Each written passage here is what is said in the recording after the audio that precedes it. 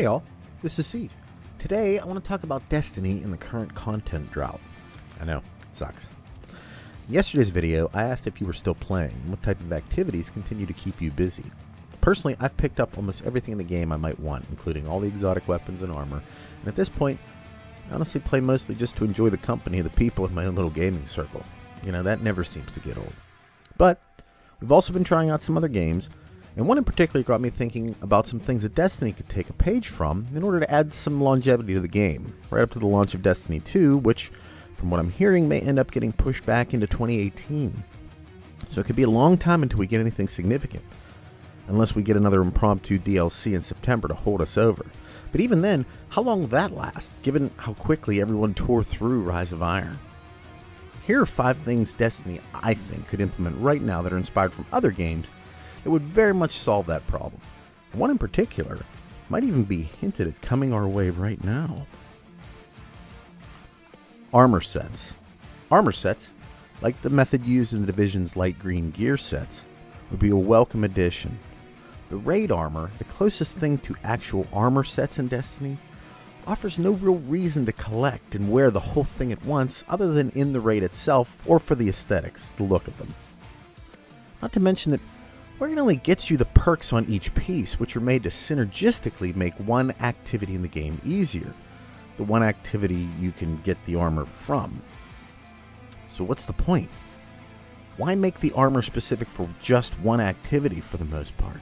Also, with that in mind, there's no benefit for actually collecting the entire set and wearing it all together other than the sum of all the individual armor perks together.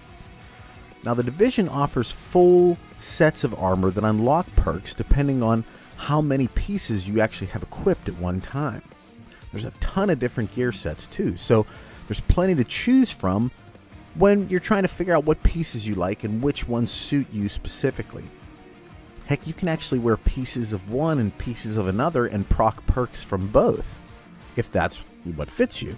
It's one of the areas I think the Division really hits a home run with, and at this point, Destiny could just add these perks to the current armor sets that already exist. Like, take the Spectre Pantheon and give us a reason to own the whole stupid set.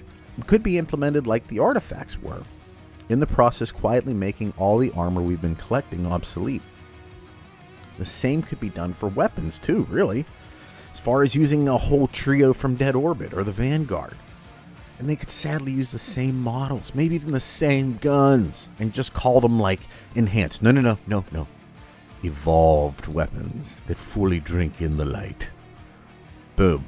We're back to the beginning of the Taken King. Bungie's been hinting quite often recently at something green on the way. They've been using the word green a lot here recently. Here, look at this. Look at this. See? See all the green? Now, given how much the Division has taken from Destiny, could Destiny be planning to steal a little something back and begin to offer light green Engrams to Decrypt, offering these new weapons and armor sets? Definitely potential. Horde mode. Destiny needs to implement something like this. Now, akin to how Call of Duty Zombies works, essentially a fire team of 1 to 6 players would be allowed to come into an area, something like the Prison of Elders. And yes, make it for up to 6 people, because to me, it's terrible that the game only allows a fire team of this size for only one PvE activity. And given that the Wrath of the Machine is the only relevant raid right now, that means there's really only one place a 6-man fire team is utilized. One place. So when you find that group of people that you enjoy playing with, there's one place you can use it. That sucks. You know, the difference between what I'm talking about here and the current prison would be that the waves just don't stop until you die. Increasingly better gear could be rewards for hitting certain levels. For example, if you get to level 15 or whatever, you get a piece of armor. Level 20, you get a weapon. It would be the closest thing to a competitive PvE mode in Destiny, giving those that don't care for trials or PvP, in general, a chance at not only some specific Horde mode loot, but also to allow some ranked competitive play for that type of player. The beauty here is that the event really doesn't ever end. A special achievement could be set up for some insane level, like reaching a level 100 or 200 or whatever, 500. The point is, there's nothing in the game like this, and it would add an entirely new direction for players that have reached max light and have completed the raid and the overall campaign. The problem being addressed is that once a player gets all the gear, gets all the weapons, specs their character out for their loadouts with specific mind of their subclasses, and maxes their character out for overall potential and awesome powerness, what do they do next? If you've done the hard mode raid, well, that's the end. Other than the Nightfall, which is just a higher level strike, there's nothing there for the complete player to test their ultimate power against. After all, if there's nothing to challenge you once you finally get your player to where you want it, what's the point of getting there in the first place? Seriously, how fun would it be if you got to start in the very back room of the Crota's End raid and you had to fight your way the whole way out? Hordes and hordes of enemies keeping you from that point. To me, that would be awesome for two reasons. One, it would be fun as hell. But two, it would be like a real-life reenactment of what that original fire team in the lore had to go through, and would give us kind of like a sense of feeling like we got to experience that too. I'm completely in for that one. Patrol tiers. This idea comes from the Division as well. Patrols, in my opinion, should have tiers associated with them so that you can go to any planet in the game and make the game challenging. I think it would make patrols that much more interesting too if there was like a 380 or even a 400 light patrol where, kind of like in the Division, almost every enemy is a yellow bar, and maybe named enemies were more frequent whenever that happened. So not only could this be a challenging area, but could end up being a nice way to farm exotics and higher level gear. Maybe make legendary Engrams and even exotics drop more frequently in this area. A patrol area of this type would even make exploring fun again, because you'd never know what you'd find when you were exploring around. Because of the light level, everything will be difficult, and survival to even like normal enemies won't be guaranteed. This change in itself would add an entirely new dimension to what? 6 different areas in the game? That's a lot of content for such a small change. And in theory, it doesn't seem like an entirely difficult thing to implement. I mean, essentially they did the same thing with the strikes and with the Prison of Elders, changing it to level 41, right? Why not patrols? Secret Ultimate Boss. Let me tell you a little story. I was introduced to Final Fantasy kind of late, with my roommate at the time showcasing the game a little one night. Okay? Thank you, Kev, by the way. Prior to that, I had never played anything like it. And after getting the gist of things, I was hooked, man. I was hooked. As I got stronger and stronger in the game, I began grinding for everything. Now, for those who know, when I actually stopped playing, I had every materia, including like Knights of the Round, the Bahamut's, and I even had a gold chocobo, okay? So consider that, if you know how to get one. So one day, while exploring underwater, I came across a huge green mech, just kind of like swimming around, not even coming at me, exactly. So, you know, it's pretty badass. I just beat the game, I think, and I figured I'd say hello. Not a good idea, as I was whisked into a seemingly impossible fight where this thing like annihilated me so handily. I literally spent the next week or so just trying to level my character up to like the highest I could get it to try to beat it.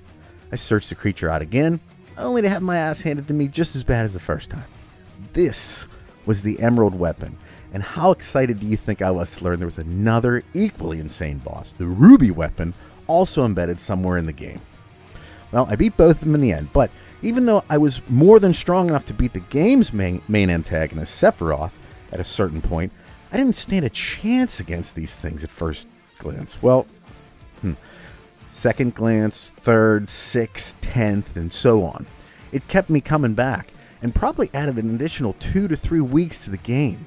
More than that when you consider how long I had to play just to get to a level I could compete at. Final Fantasy VIII had the Omega weapon, which was even more challenging.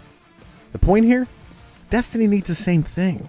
They have numerous secret ultras all over the game, but they're all like generic, fairly simple to beat, don't really add anything to the game other than the satisfaction of glitching out of the map and finding something not a lot of people know about, but because of the internet, everyone knows about it. If you want to respect the lore, the most obvious spot to house this would be the Dreadnought, which is essentially a prison of, well, all different types of things. How I would like to see this implemented would be something like the path that you go to the Darkblade Strike. But essentially what would happen is the player would go deeper and deeper into the prison area, fighting harder and harder creatures until you reach the boss. For those that remember Final Fantasy VIII, I would model it after the quest for the Eden GF. You had to go so deep into that area to get that particular GF. It was ridiculous. And likewise, in Destiny, it would be insanely difficult, with the game's hardest modifiers being applied to this section. Now, the reward for beating this could be a special armor piece or something like that, or if nothing else, it could be an achievement or an emblem. There's nothing in the game to show off PvE accomplishments that actually matter other than the raid, and some people just can't get a team together to do that. Many times, mind you, if you want all the hard raid gear and the ornaments.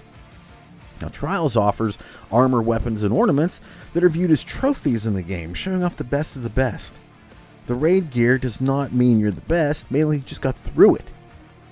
That's an accomplishment, no doubt, but face it, people don't look at players with raid gear the same way they do with the Trials gear.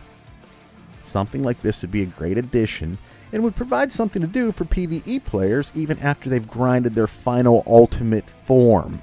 You know what I'm saying? New level reward system. I'd also like to see something implemented to reward players for playing what they want to play versus the current system. What I mean is once you get past level 40, you receive 5 motes of light for every level, quote unquote, achieved after that, as most of you know. 5 motes. 5. Boy, I'm stoked. Let's go grinding, guys, right? 5 motes. Seriously, I hate to go back to it, but the Division offers a field proficiency cache for every level above 30 that you reach. It's basically the equivalent of getting like 1, potentially 2 exotic Engrams in Destiny. Now that's fairly rewarding. And before you say we would get exotics too fast and everything else, consider that if Bungie does necessarily want to get rid of the 3 of coins, this would be a good way to do that. And 2, something like the above mentioned armor set situation is also established. It would give opportunities to get all that new type of gear. It could be done like the artifact system, essentially, you know? Now, an honorable mention does go out to the system the Division has to reroll weapons. Would it not be awesome to just reroll even 1 column of the weapons you currently have for something that's just a little bit better? Maybe even make that RNG as well. That's how the Division works with its high-end gear, and is also something I'd very much like to see implemented in Destiny for legendary weapons, and even armor if you want. Heck, maybe that's something that could be allowed on the new light green weapon class or armor class. I feel like any one of these could be added to the game fairly easily, given that they're based off the current in-game design, just expounded upon, really. If they were all included in the April update, could you not see yourself grinding this summer, essentially like you did when you first started The Taken King? What do you think? Would this get you interested in playing again? Excited even? Let me know in the comments below. Also, if you enjoyed the video, please like it and share it. If you're new to the channel, click that subscribe button to be notified of upcoming Destiny and other gaming content. At any rate, take care all. Bye.